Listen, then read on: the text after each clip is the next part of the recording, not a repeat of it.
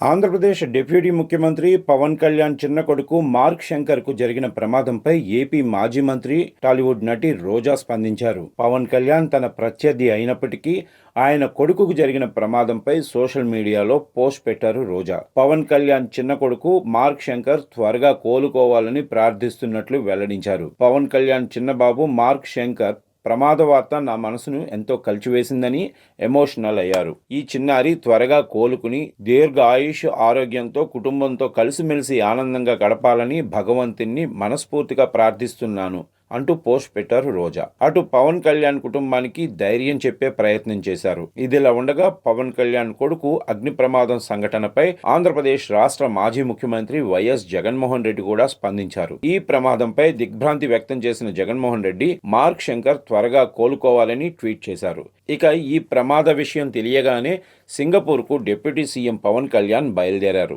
మన్యం పర్యటన ముగించుకుని విశాఖ నుంచి నేరుగా స్పెషల్ ఫ్లైట్లో సింగపూర్కు పవన్ కళ్యాణ్ వెళ్లారు.